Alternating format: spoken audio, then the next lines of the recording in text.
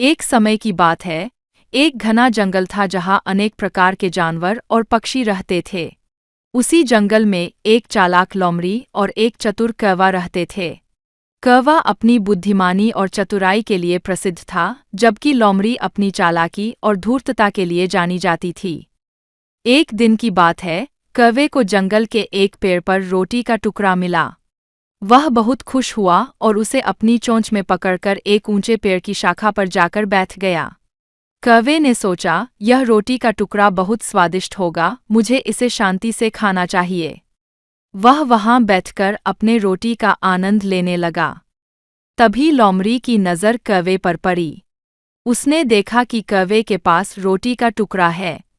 लोमड़ी के मुंह में पानी आ गया और उसने सोचा, अगर मैं किसी तरह इस रोटी को पा सकूं तो आज का दिन बहुत अच्छा जाएगा।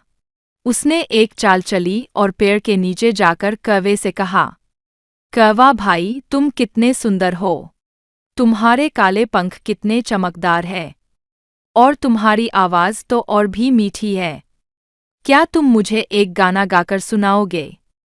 कौवा अपनी तारीफ सुनकर बहुत खुश हुआ।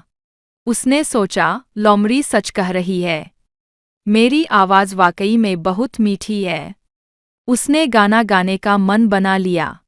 लेकिन जैसे ही उसने गाना गाने के लिए अपना मुंह खोला, रोटी का टुकड़ा उसकी चोंच से नीचे गिर गया। लोमड़ी पहले से ही तैयार थी। उसने जल्दी से रोटी का टुकड़ा उठाया और हंसते हुए वहां से भाग गई। कौवा समझ गया कि लोमड़ी ने उसे बेवकूफ़ बनाया है। वह बहुत दुखी हुआ और अपने आप को कोसने लगा, मुझे अपनी चतुराई पर इतना घमंड नहीं करना चाहिए था। मैं अपनी ही तारीफ में खो गया और अपनी रोटी खो दी। कौवा समझ गया कि लोमड़ी ने उसे बेवकूफ़ बनाया है। वह बहुत दुखी हुआ और अपने आप को कोसने लगा, मुझे अपनी चतुराई पर इतना घमंड नहीं करना चाहिए था। मैं अपनी ही तारीफ में खो गया और अपनी रोटी खो दी। लोमड़ी ने रोटी खा ली और अपनी चालाकी पर मुस्कुराई। उसने सोचा, कौवा भले ही चतुर हो, लेकिन मैंने अपनी चालाकी से उसे मात दे दी। लोमड़ी ने अपनी योजना की सफलता पर गर्व महसूस किया, लेकिन उसे यह भी एहसास हुआ कि हर बार चालाकी काम नहीं आती। कभी-कभी सच्चाई और ईमानदारी भी जरूरी होती है। इस कहानी से हमें यह सीख मिलती है कि हमें कभी भी अपनी तारीफ के बहकावे में नहीं आना चाहिए। जब कोई हमें ज़रूरत से ज़्यादा तारीफ करे, तो हमें सतर्क हो जाना चाहिए। अक्सर लोग हमें बेवकूफ़ बनाने के लिए हमारी तारीफ करते हैं। हमें अपनी बुद्धिमानी और चतुराई का उपयोग सही समय और सही तरीके से करना चाहिए। कौवे ने उस दिन से यह ठान लिया कि वह अब किसी की भी बातों में आकर बेवकूफ़ नहीं बनेगा।